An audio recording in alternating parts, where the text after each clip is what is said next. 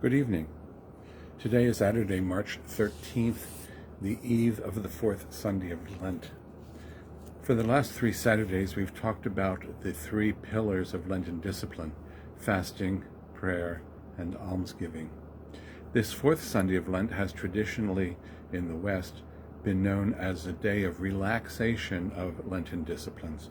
And in fact, it's known by the first Latin word of the introit for this Sunday, Laetare, rejoice.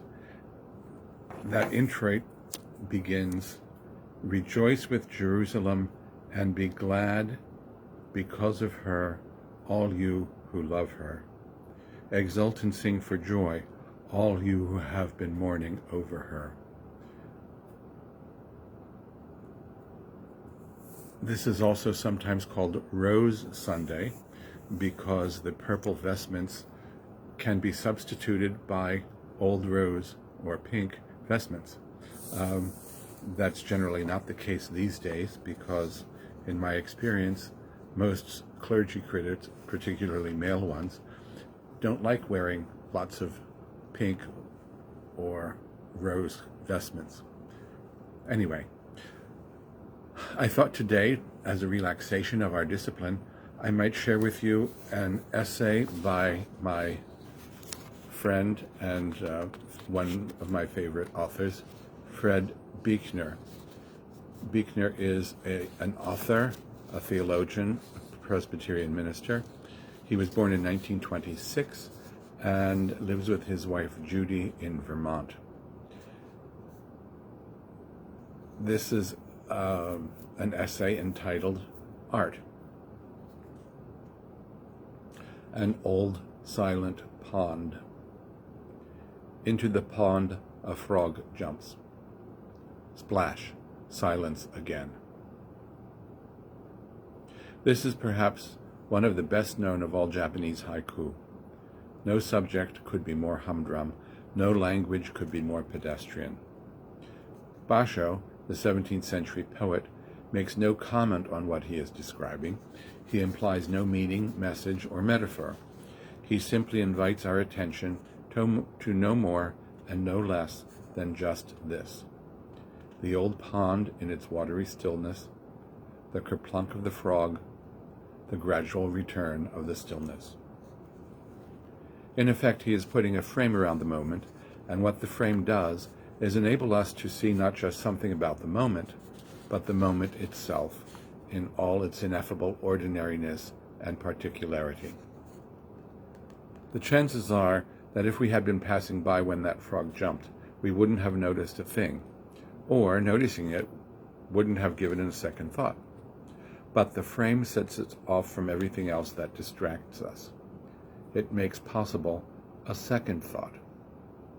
That is the nature and purpose of frames. The frame does not change the moment, but it changes our way of perceiving the moment. It makes us notice the moment, and that is what Basho wants above all else. It is what literature in general wants above all else too. From the simplest lyric to the most complex novel and densest drama, literature is asking us to pay attention. Pay attention to the frog. Pay attention to the west wind.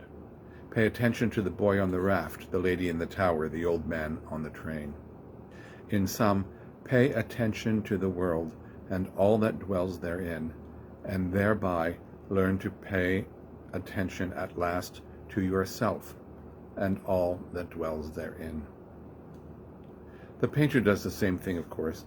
Rembrandt puts a frame around an old woman's face. It is seamed with wrinkles. The upper lip is sunken in, the skin waxy and pale. It is not a remarkable face.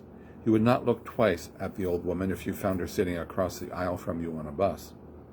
But it is a face so remarkably seen that it forces you to see it remarkably, just as Cézanne makes you see a bowl of apples, or Andrew Wyeth a muslin curtain blowing in at an open window. It is a face unlike any other face in all the world. All the faces in the world are in this one old face.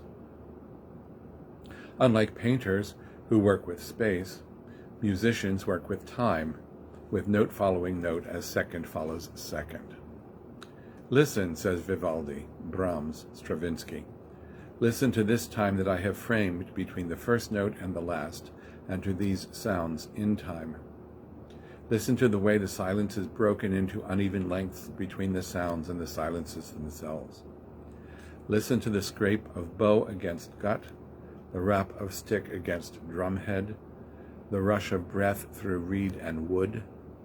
The sounds of the earth are like music, the old song goes, and the sounds of music are also like the sounds of the earth, which is, of course, where music comes from. Listen to the voices outside the window, the rumble of your furnace, the creak of your chair, the water running in your kitchen sink. Learn to listen to the music of your own lengths of time, your own silences. Literature, painting, music. The most basic lesson that all art teaches us is to stop, look, and listen to life on this planet, including our own lives, as a vastly richer, deeper, and more mysterious business than most of the time it ever occurs to us to suspect, as we bumble along from day to day on automatic pilot. In a world that for the most part steers clear of the whole idea of holiness, art is one of the few places left where we can speak to each other of holy things. Is it too much to say, stop, look, and listen is also the most basic lesson that the Judeo-Christian tradition teaches us? Listen to history is the cry of the ancient prophets of Israel.